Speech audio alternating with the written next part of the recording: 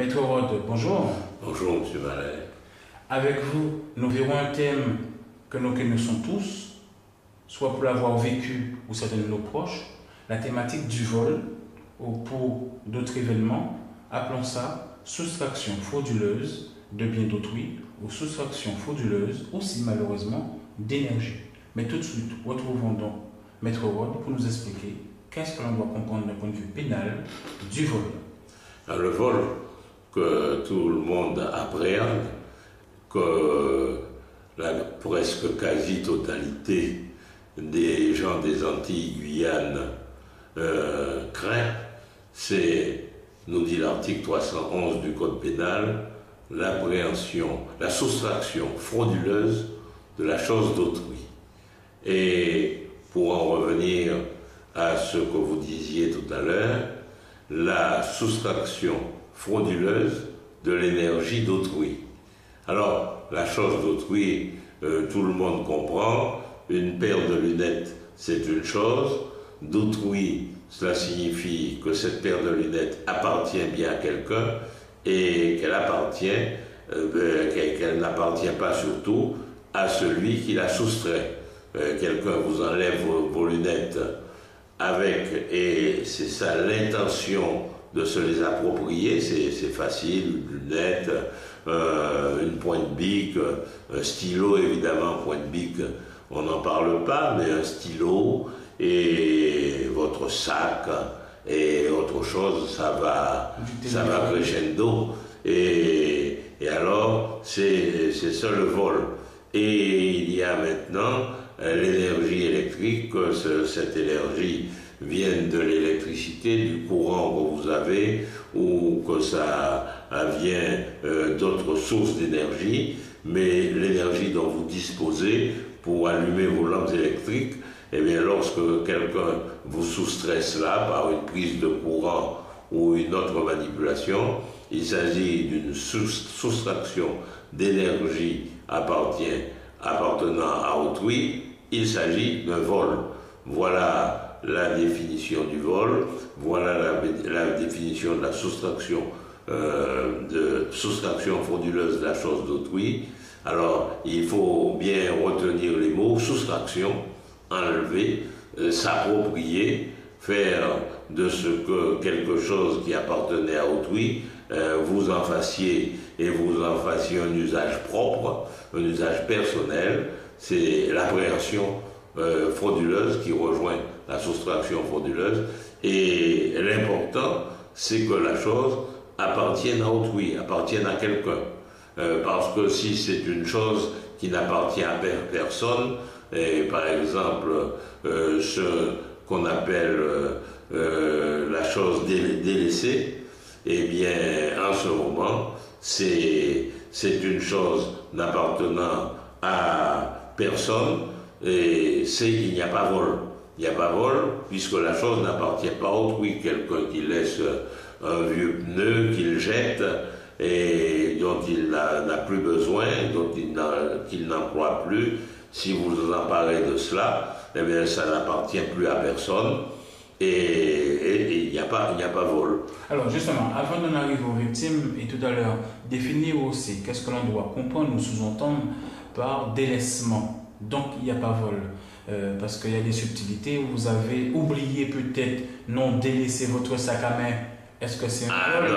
Voyez? Non, si vous laissez tomber évidemment quelque chose par mégarde et quelqu'un s'en empare, c'est la chose d'autrui. Votre bague tombe, mais c'est votre bague, c'est personnel, et ça tombe, vous ne vous en êtes pas rendu compte, mais si moi je ramasse cela, je dois porter cette bague, surtout si elle a une valeur, au commissariat de police, parce que c'est une chose appartenant à autrui. Alors, est-ce que vous êtes en train de nous dire qu'aujourd'hui, la loi française dit que dès que vous trouvez un objet sur la voie publique, ou même dans une boutique, mais que vous savez par évidence qu'il a forcément un propriétaire, un téléphone, un sac, quelque chose de valeur, la loi vous oblige en théorie à la ramener au commissariat de police le plus proche ou à la gendarmerie la plus proche, puisque vous ne pouvez pas l'appréhender, vous ne pouvez pas mettre cela dans votre poche et considérer ça comme on disait en créole, ça qui a tête pour chien et chat.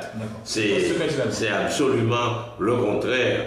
Ce qui est par terre, évidemment, qui n'a pas été délaissé, qui n'a pas été abandonné, reste délicta, c'est-à-dire quelque chose qu'on a, dont on ne veut plus, qu'on jette. Eh bien là, c'est différent. Mais ce qu'on ramasse par terre, eh bien, ça appartient à autrui. Et là, si vous prenez cela, c'est une appréhension frauduleuse qui rejoint la soustraction frauduleuse. Vous ne l'enlevez pas, mais vous en prenez possession pour vous servir comme si c'était à vous. Là, c'est un vol, et c'est un vol simple, et c'est puni de 3 années de prison. D'accord. Alors, nous sommes bien clairs. Vous n'avez peut-être pas fouillé dans la poche de quelqu'un, ou joué de surprise pour prendre son sac à main, ou autre produit. Mais à partir du moment où vous trouvez quelque chose qui a une valeur, donc qui est censé appartenir à un être humain, et que vous n'avez pas ramené au commissariat le plus proche, ou au standard, si c'est un établissement, ou un magasin, donc à l'accueil, quelque chose comme ça, de fait, avant même que cette personne ne porte plainte, vous devez savoir que vous êtes dans l'état par rapport à la loi française, un voleur. Un voleur. Mais c'était la loi romaine, c'est la loi de tous les temps. C'est la loi aussi musulmane. C'est-à-dire la chose qui appartient à autrui, vous ne pouvez pas la soustraire.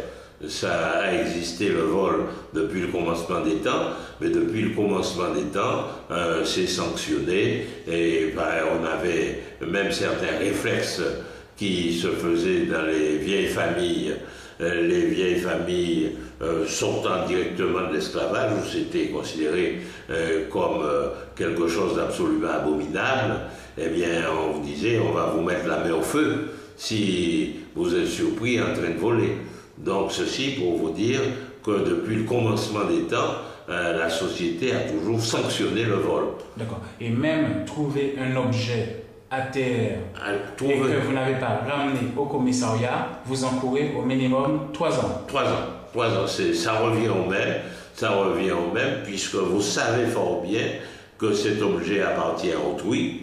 Et autrui, c'est vous, c'est moi, c'est n'importe qui, mais c'est pas à vous. Autrui, ce n'est pas à vous, voilà, c'est à quelqu'un d'autre. Eh bien, à ce moment-là, c'est un vol. D'accord. Un sac à main à terre, c'est pas comme une fleur qui pousse toute seule. C'est pas la fleur des champs. Voilà. C'est pas la fleur des champs portée au pharaon Toutankhamon par sa reine. Voilà. Non. C'est forcément à quelqu'un. C'est à quelqu'un, et vous ne savez pas à qui. Vous portez au commissariat de police, il y aura des annonces et on verra, par exemple, certaines bagues, mais on voit, il y a le nom gravé à l'intérieur et la police fait le nécessaire, ou la gendarmerie. Alors, justement, on va profiter de cette émission pour éviter à certains de nos contemporains à croire qu'ils peuvent jouer la carte de la naïveté impâtissable et toujours dit moi, ça qui est à terre, c'est qu'au chien et chat. Là, c'est réglé. Si vous ne l'avez pas comme ça, c'est 3 ans. Maintenant, que ceux qui aient des arguments de dire ah oui, mais cet objet qui était à terre me semblait abandonné, parce que tout à l'heure, vous avez le mot abandonné, comme une voiture, des fois qu'on n'utilise pas pendant un moment, eh bien, mon cas estimé, il doit prendre waouh, ou alors, oui, mais le sac me donne l'impression qu'il était là depuis 2 mois parce qu'il y avait de la poussière qui était par-dessus. Qu'est-ce que vous auriez à dire à ce niveau-là? Mais là, le fait qu'il y ait de la poussière, ou si c'est laissé à l'écart dans une voiture abandonnée. Qui donne l'impression de l'abandon, justement. Ça donne l'impression de l'abandon, mais vous voyez un sac, si c'est un sac déchiré, un sac qui ne vaut rien du tout, on peut avoir une idée de quelque chose d'abandonné, dont on s'empare quand même, mais il y a la notion de l'appartenance à autrui. Et il y a la notion aussi, la notion d'abandon, et il faut que ça soit jeté et laissé pour compte une vieille batterie, par exemple, un vieil accumulateur dont on s'est débarrassé pour le remplacer, et encore que ça soit évidemment une atteinte à la nature, il faut se garder de laisser traîner comme ça de tels appareils. Alors, prenons un exemple. Une voiture dont vous n'avez pas usage, vous êtes hors du département peut-être depuis 6 mois et il commence à y avoir de la poussière et quelqu'un qui estimerait que parce que les pneus commencent à se dégonfler, parce que vous ne nettoyez peut-être pas tout simplement la voiture parce qu'elle est sous un arbre à fleurs, décide de vous prendre les roues, là. C'est quoi? C'est un vol? Dès que vous prenez la voiture, c'est un vol.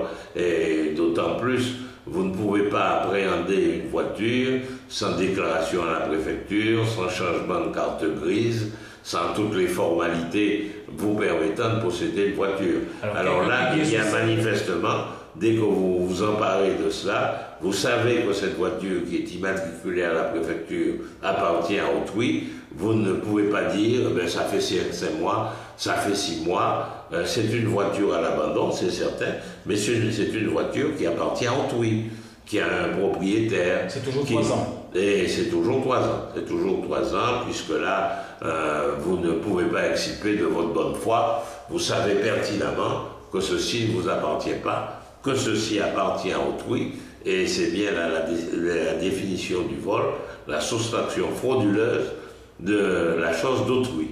Voilà. Revenons maintenant au niveau, alors on a toujours été au niveau des auteurs, on va venir tout à l'heure au niveau des victimes, au niveau des articles, parce que vous avez cité des articles 311, 311.2 et l'article 311.4 qui donne la sanction concernant le vol. Voilà, parce que vous avez cité donc 311, 311.4, 311.4.1, 311.7 et 8. Oui. Alors là, vous avez les autres articles. Pourquoi tous ces articles et quelle est bien, parce que il y a des formes évidemment aggravées du vol. Vous avez le vol qui se fait, par exemple, en réunion. En réunion avec des majeurs. Alors là, c'est le vol en réunion, c'est l'article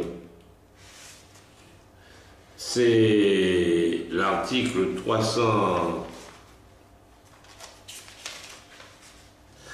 C'est l'article 311.6 et 311.4 plutôt, et qui est puni de 5 ans d'emprisonnement et de 75 000 € d'amende lorsqu'il est commis par plusieurs personnes. Alors là, le fait, l'aggravation de la peine est faite qu'il y a bien appréhension frauduleuse de la chose d'autrui, mais la soustraction frauduleuse, mais qui est faite par 2 ou 3 personnes. Alors c'est le vol qu'on appelle aussi que le vol en réunion, mais qui est différent du vol en bande organisée. C'est l'article 316.8 en ce moment qui est puni au du vol avec mineurs et majeurs. Et là, c'est encore plus grave quand vous avez mis des mineurs avec vous, puisque les chefs sont manifestement les majeurs. Il peut arriver que le chef de bande soit un mineur. Ça arrive, et il y a des faits comme ça où il y a des gens qui se versent dans le vol alors qu'ils sont mineurs. Il y a le vol commis par les mineurs, mais quel que soit le chef, à partir du moment où il y a mineurs et majeurs, ça devient un vol qualifié. Et c'est puni en ce moment par 7 ans d'emprisonnement. Alors les choses évidemment sont plus graves, mais c'est toujours le même fait.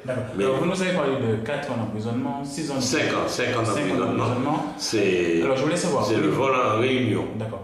Maintenant, un vol qui a eu lieu, un vol qui était en cours, et un vol prémédité, même s'il n'a pas eu lieu. Est-ce qu'on encourt quelque chose quand on a la preuve que quelqu'un a prémédité de vous voler, même s'il n'a pas eu le temps d'y aller parce que vous avez signifié les choses à temps? Eh bien, là, il peut y avoir une préméditation, des gens décident, c'est le vol en réunion, se concertent pour voler, et il y a des premiers actes de tentative, il y a un groupe qui doit voler, il y a un qui doit, par exemple, se poster pour entrer dans la voiture, les autres qui doivent arriver, c'est ce que l'on appelle la tentative.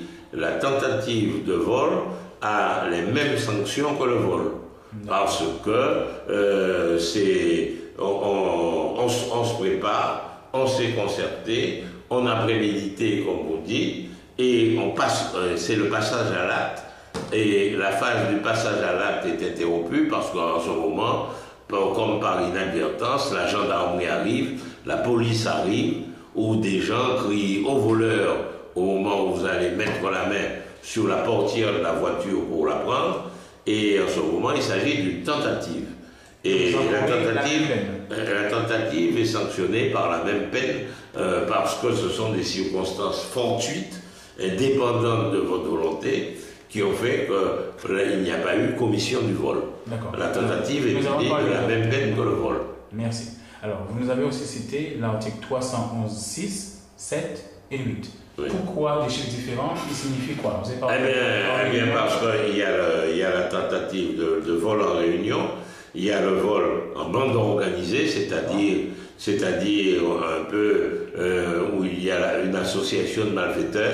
C'est la bande, un réseau, et on prévoit le vol de la voiture, on prévoit le transport de la voiture, on prévoit le transport de la voiture sur un autre continent, et c'est tout cela. On passe de l'Amérique à l'Europe, on passe aussi de l'Amérique à l'Afrique, et il y a une bande organisée, il y a un correspondant qui vous attend à Dakar, ou un correspondant vous attend à Cayenne, ou un correspondant vous attend au Brésil, et ainsi de suite. Donc, c'est la bande organisée, et là, vous avez jusqu'à 10 années d'emprisonnement. D'accord. Est-ce qu'il y a une autre forme de vol qu'on doit comprendre? Avant d'arriver au vol d'électricité de votre voisin ou d'EDF, est-ce qu'il y a encore une autre appellation associée au mot vol? Non, c'est toujours l'appellation générique, c'est le vol, soustraction frauduleuse. Mais il y a évidemment, c'est le vol ordinaire, le vol simple, le vol en réunion, le vol en bande organisée, le vol avec des majeurs et des mineurs, et vous avez maintenant une autre forme de vol et qui donne aux victimes d'autres chances de dédommagement, c'est le vol avec violence. Le vol avec violence, lorsque vous prenez par exemple, vous arrachez le sac de quelqu'un qui résiste, qui tient son sac, vous frappez l'individu pour prendre son sac, et évidemment il s'agit de vol avec violence. Et en ce moment, il y a le vol avec violence qui est puni de 10 ans de prison si ce vol est commis avec une violence inférieure à 8 jours d'incapacité, et si c'est un vol avec violence supérieure à 10 jours d'incapacité, allant jusqu'à 1 mois d'incapacité de travail, c'est en ce moment un vol qui est puni de 15 années de réclusion criminelle. Et l'on rappelle et là, en ce moment, la victime a une possibilité, quand la victime de vol avec violence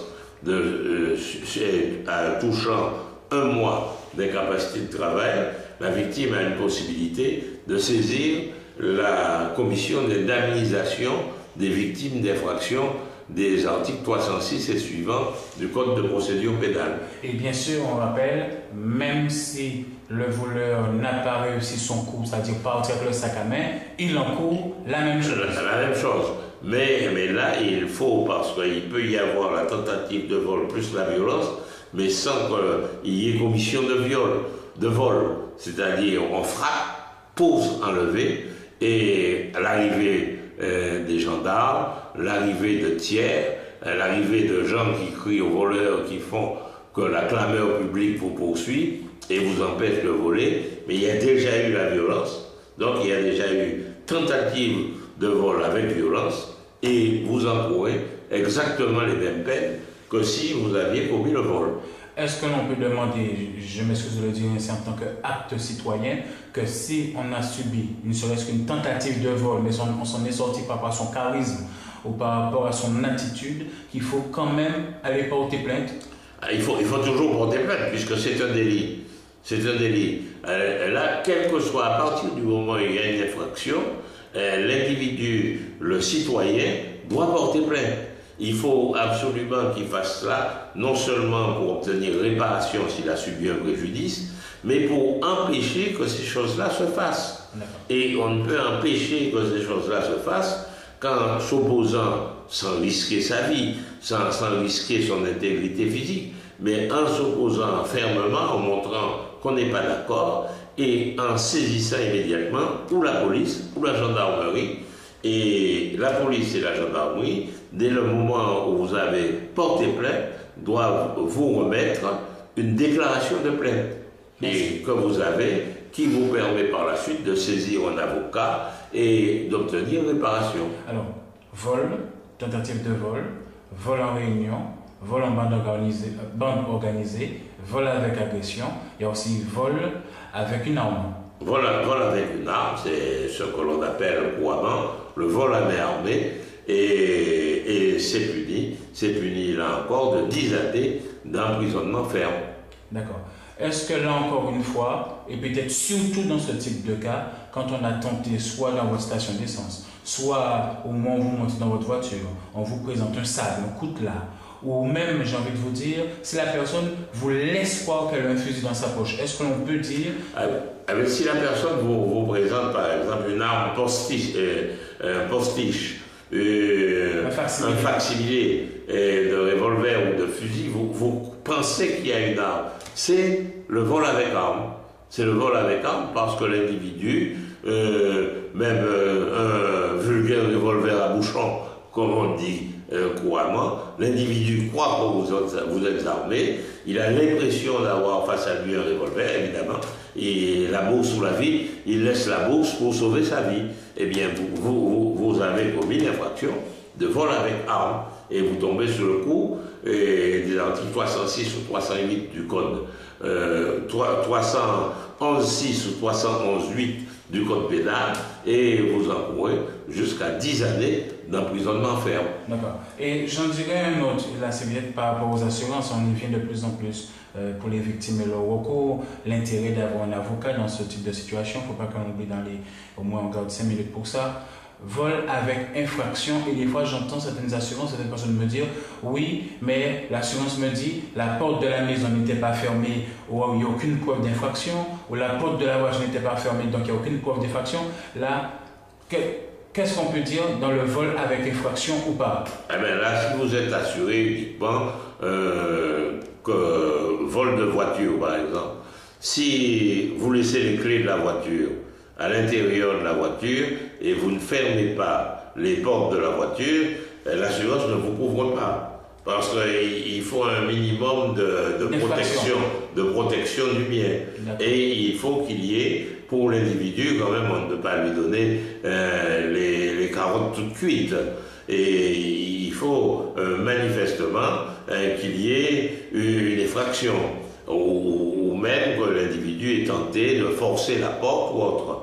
Et la police prévoit. Autrefois, les polices ne prévoyaient pas cela. Vol de voiture, même si vous avez laissé la voiture ou les clés là-dessus, on enlève l'assurance payée. Mais maintenant, les polices d'assurance pour le vol de voiture, ça serait laisser trop facilement la possibilité de voler la voiture. Vous devez vous assurer que la voiture est fermée.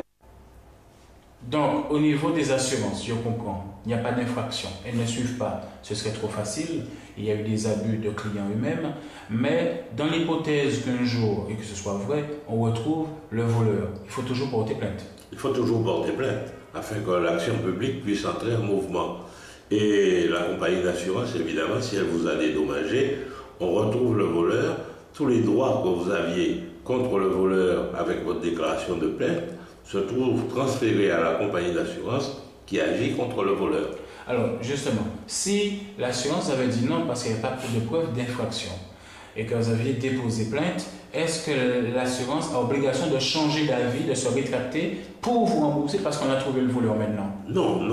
Si vous n'avez pas respecté la clause du contrat qui vous faisait obligation de fermer, vous perdez votre assurance. Mais vous gardez vos droits puisque vous êtes victime malgré tout, de la soustraction contre votre volonté d'une chose vous appartenant. Donc vous êtes toujours dans le cadre de la soustraction frauduleuse de la chose appartenant à autrui, et lorsque les gendarmes ou la police ont retrouvé le malfaiteur, vous avez le droit de lui demander des dédommagement. Alors, des fois, je soupçonne des personnes de dire « Ah oui, mais bon, il m'a l'air d'être mesureux de son côté. Est-ce que ça vaut le coup de porter plainte en sachant que vu la valeur du bien qu'il m'a pris, il n'aura pas les moyens de me rembourser ?» Ah ben ça, c'est vrai, où il n'y a rien, le roi perd ses droits.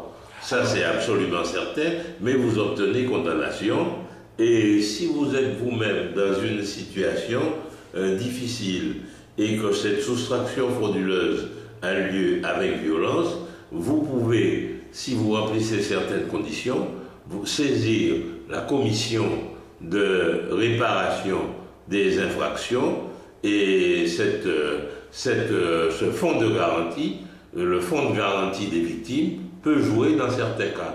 Alors, le fonds de garantie, vous ne jouez que si vous êtes victime physique. Si vous êtes victime physique, le fonds de garantie garantit automatiquement les atteintes physiques au-dessus de 1 mois d'incapacité de travail. D'accord. Mais ce fonds peut aller, si vous êtes dans une situation difficile et que vous avez été victime d'une atteinte physique moins grande que ceux du droit commun, le fonds de garantie des victimes peut vous prendre en compte.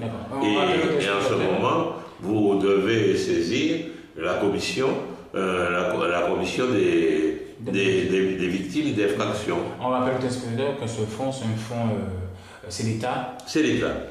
Qui intervient à ce niveau-là après estimation, mais il faut que ça passe au tribunal. Et il faut que ça passe, non, pas obligatoirement au tribunal. C'est-à-dire le délai, vous avez un délai d'1 an pour saisir la commission de réparation des victimes d'infractions. Par contre, et c'est le fonds de garantie des victimes entre en compte, et lorsqu'il y a une décision de la commission, le fonds de garantie exécute immédiatement ces décisions. Dès qu'il y a une décision de justice, vous vous adressez à un huissier, en ce moment ce n'est pas un avocat, vous avez une décision de justice qui est passée en force de chose jugée, vous saisissez un huissier, et l'huissier saisit les biens mobiliers ou immobiliers de l'individu. S'il s'agit de biens mobiliers, l'huissier saisit et exécute, c'est-à-dire il appréhende avec le concours de la force publique s'il y échait, c'est-à-dire si l'individu résiste, l'huissier appelle les gendarmes et le préfet lui donne la force publique, gendarme ou police, et il vient accompagné de la force publique et il saisit par exemple la voiture, il saisit les fauteuils, il saisit les biens mobiliers et il les vend aux enchères publiques et il vous donne l'argent qui a été déjà fixé par la décision de justice que l'huissier exécute. Merci. Maintenant, nous ne pourrions terminer cette émission sans aussi parler de certains de nos compatriotes qui soustraient soit au déficit de leurs voisins ou des DF de l'électricité. Je dis entre autres. Parlez-en. Qu'est-ce qu'ils s'en font déjà? C'est le vol d'énergie, le vol simple d'énergie, c'est-à-dire un individu, sur votre prise, il greffe une prise d'électricité et il se donne de l'électricité comme on peut faire aussi. Il y a le vol de téléphone aussi. On se branche sur votre ligne et on fait des communications à votre détriment puisque ça vous est facturé après par le téléphone pour le vol de téléphone, mais le vol d'énergie évidemment, si on prend en aval, et effectivement, c'est au détriment de la compagnie qui fournit l'électricité.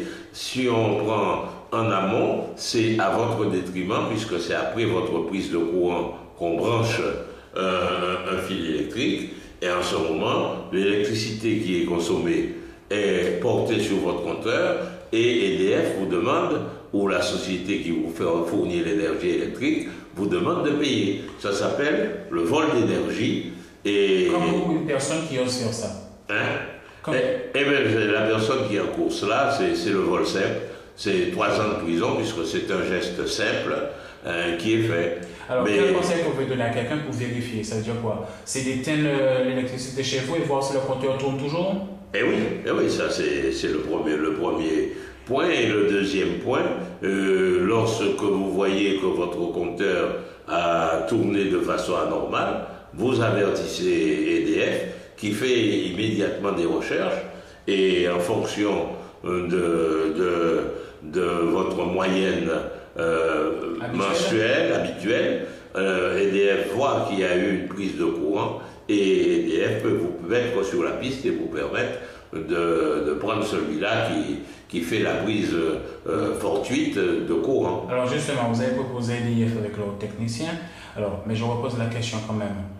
Quand vous-même, vous faites un test, vous coupez l'électricité chez vous et vous voyez que le compteur continue à tourner. C'est qu'il y a manifestement quelqu'un en dehors de vous qui consomme. Voilà. Donc il doit y avoir une prise quelconque quelque part. Ça, c'est un constat fait de vous.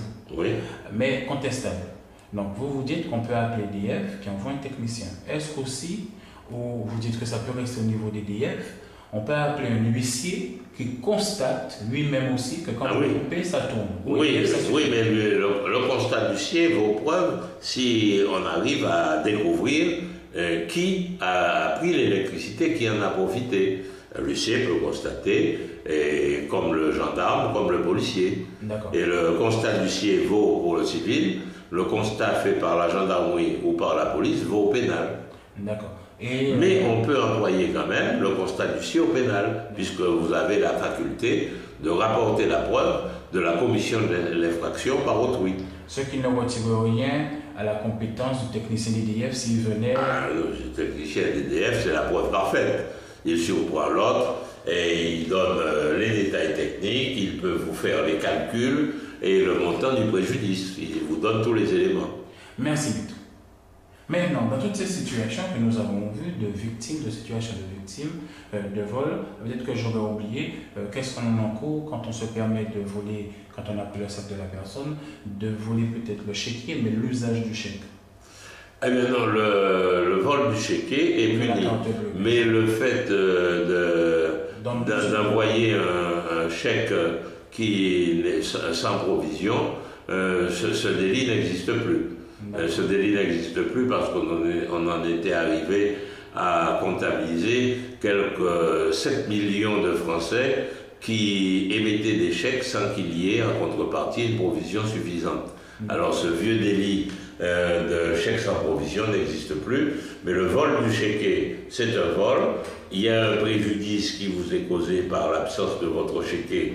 C'est un préjudice qui est évalué par les tribunaux. Vous pouvez demander réparation aux tribunaux. Donc, quelqu'un qui vole votre chéquier, qui en use, ou votre carte bleue, ou même qui a trouvé une carte bleue et qui croit malin de l'utiliser, il encourt quoi? Toujours 3 ans? Il encourt, oui, c'est un simple vol de chéquier. C'est la soustraction frauduleuse de la chose d'autrui. D'accord. Maintenant, maître, nous avons vu toutes ces variétés d'appellations associées au mot vol, soustraction frauduleuse, etc. Quel est l'intérêt aujourd'hui, vous qui vivez ça au quotidien depuis plus de mon âge en termes de carrière, vous vivez des victimes de cette situation? Quel est l'intérêt d'une victime de ne pas se retrouver seule face à cette situation, donc de solliciter un avocat? Eh bien, il est toujours bon de solliciter un avocat. Je prends le peuple des États-Unis d'Amérique, pratiquement chaque Américain a son avocat. Même on se laisse à dire qu'avant d'aller voir un médecin pour une opération, une intervention chirurgicale, l'Américain moyen consulte son avocat. Avant de faire quoi que ce soit, il consulte son avocat. Il vaut mieux voir un avocat qui est inscrit au tableau. Vous vérifiez, vous demandez le tableau dans un commissariat de police, à la poste, vous avez toujours le tableau de l'ordre, et vous choisissez un avocat sur ceux qui figurent au tableau, et vous le prenez. Vous pouvez prendre aussi un avocat suivant sa réputation, où vous avez des voisins et des amis qui ont un avocat, ils vous donnent un avocat. Mais enfin, tous les avocats qui sont inscrits sur le tableau de l'ordre, le grand tableau, sont à égalité.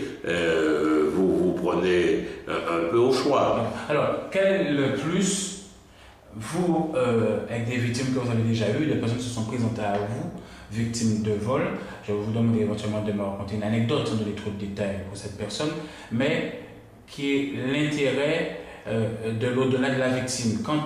Qu'est-ce qu'on peut s'attendre quand on était victime, de la force qu'il est d'avoir un avocat à ses côtés? Eh bien, l'avantage de l'avocat, c'est qu'il est mieux appelé que vous-même à évaluer votre préjudice. Parce que le vol, c'est le préjudice direct. On vous enlève votre paire de lunettes, on la soustrait frauduleusement. Il y a le préjudice causé par cette paire de lunettes. Et il y a le fait que, ayant perdu les lunettes et dans l'obligation d'acheter des lunettes neuves, il y a une différence entre le prix de la lunette usagée et le prix de la lunette neuve. Et effectivement, il ne vous est pas remboursé par la juridiction appelée à réparer à sanctionner le voleur et à vous réparer votre préjudice. Il y a les autres incidences. Par exemple, quelqu'un qui a des lunettes absolument particulières, qui ne peuvent se servir qu'à lui-même.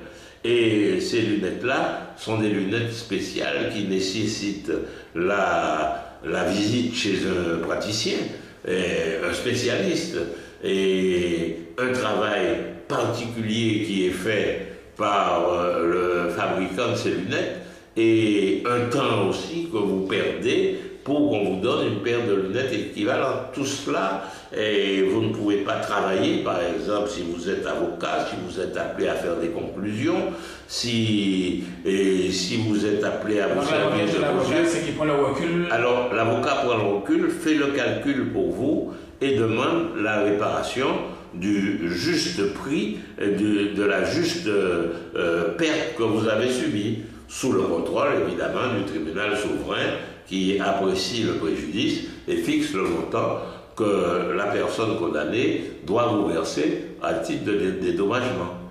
Mais c'est prévu aussi dans le calcul, c'est ce que l'on appelle les articles 700 ou les articles 475.1 ou 375 du Code de procédure pénale, c'est les frais causés par l'obligation de chercher un spécialiste pour la réparation, c'est ce que l'on appelle les frais irrépétibles. Merci. Maître, s'il y avait encore un mot à l'endroit de toutes ces victimes de vol que vous-même avez rencontrées dans votre longue carrière, quel serait-il?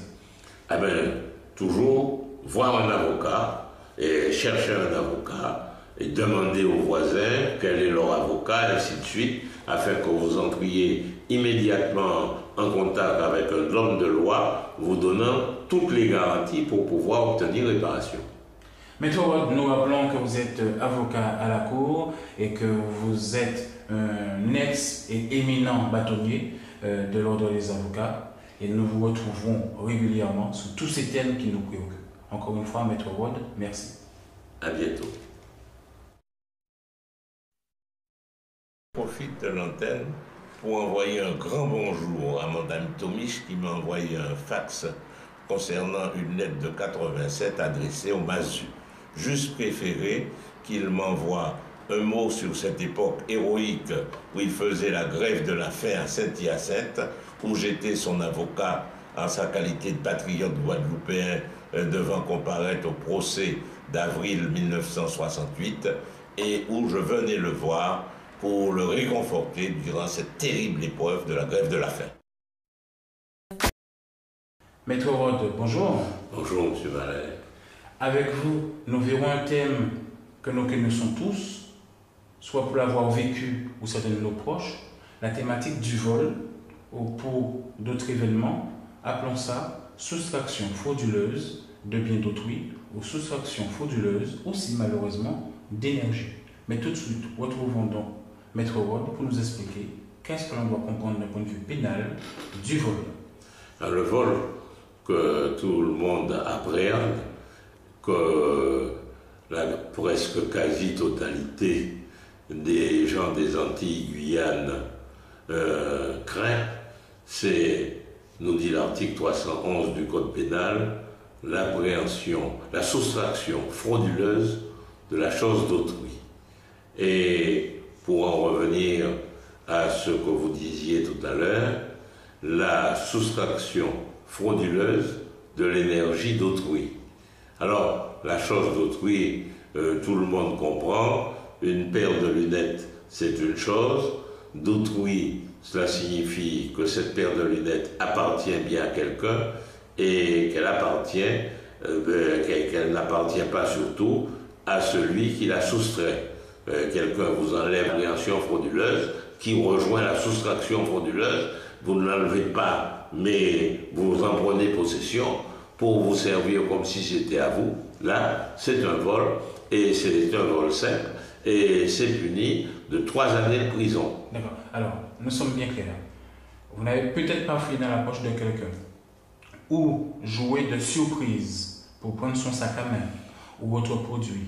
Mais à partir du moment où vous trouvez quelque chose qui a une valeur, donc qui est censé appartenir à un être humain, et que vous n'avez pas ramené au commissariat le plus proche, ou au standard, si c'est un établissement, ou un magasin, donc à l'accueil, quelque chose comme ça, de fait, avant même que cette personne ne porte plainte, vous devez savoir que vous êtes dans l'État par rapport à la loi française, un voleur. Un voleur. Mais c'était la loi romaine, c'est la loi de tous les temps. C'est la loi aussi musulmane.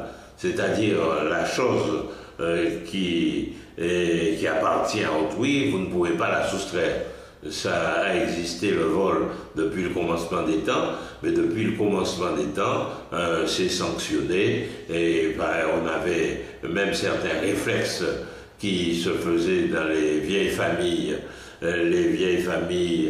sortant directement de l'esclavage où c'était considéré. Et ça tombe, vous ne vous en êtes pas rendu compte. Mais si moi je ramasse cela, je dois porter cette bague, surtout si elle a une valeur, au commissariat de police, parce que c'est une chose appartenant à autrui. Alors, est-ce que vous êtes en train de nous dire qu'aujourd'hui, la loi française dit que dès que vous trouvez un objet sur la voie publique, ou même dans une boutique, mais que vous savez par évidence qu'il a forcément un propriétaire, un téléphone, un sac, quelque chose de valeur, la loi vous oblige en théorie à la ramener au commissariat de police le plus proche ou à la gendarmerie la plus proche, puisque vous ne pouvez pas l'appréhender, vous ne pouvez pas mettre cela dans votre poche et considérer ça comme on disait en créole, ça qui a tête pour chien et chat.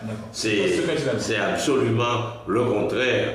Ce qui est par terre, évidemment qui n'a pas été délaissé, qui n'a pas été abandonné, reste délicta, c'est-à-dire quelque chose qu'on a, dont on ne veut plus, qu'on jette. Eh bien là, c'est différent. Mais ce qu'on ramasse par terre, eh bien, ça appartient à autrui. Et là, si vous prenez cela, c'est une vos lunettes avec, et c'est ça l'intention de se les approprier, c'est facile, une lunette, une pointe bic, un stylo évidemment, pointe bic, on n'en parle pas, mais un stylo et votre sac et autre chose, ça va crescendo. Et alors, c'est ça le vol. Et il y a maintenant l'énergie électrique, que cette énergie vienne de l'électricité, du courant que vous avez, ou que ça vient d'autres sources d'énergie, mais l'énergie dont vous disposez pour allumer vos lampes électriques, eh bien, lorsque quelqu'un vous soustrait cela par une prise de courant ou une autre manipulation, il s'agit d'une soustraction d'énergie appartenant à autrui, il s'agit d'un vol. Voilà la définition du vol, voilà la définition de la soustraction frauduleuse de la chose d'autrui. Alors, il faut bien retenir les mots soustraction, enlever, s'approprier, faire de quelque chose qui appartenait à autrui, vous en fassiez un usage propre, un usage personnel. C'est l'appréhension frauduleuse qui rejoint la soustraction frauduleuse. Et l'important, c'est que la chose appartienne à autrui, appartienne à quelqu'un. Parce que si c'est une chose qui n'appartient à personne, et par exemple ce qu'on appelle la chose délaissée, eh bien, en ce moment, c'est une chose n'appartenant à personne, et il n'y a pas vol. Il n'y a pas vol, puisque la chose n'appartient pas à autrui. Quelqu'un qui laisse un vieux pneu, qu'il jette, et dont il n'a plus besoin, qu'il n'emploie plus, si vous vous emparez de cela, eh bien, ça n'appartient plus à personne, et il n'y a pas vol. Alors justement, avant d'en arriver aux victimes, et tout à l'heure, définir aussi qu'est-ce que l'on doit comprendre ou sous-entendre par délaissement. Donc il n'y a pas vol. Parce qu'il y a des subtilités où vous avez oublié peut-être non délaisser votre sac à main. Est-ce que c'est un vol? Voyez? Non, si vous laissez tomber évidemment quelque chose par mégarde et quelqu'un s'en empare, c'est la chose d'autrui. Votre bague tombe, mais c'est votre bague, c'est personnel. Et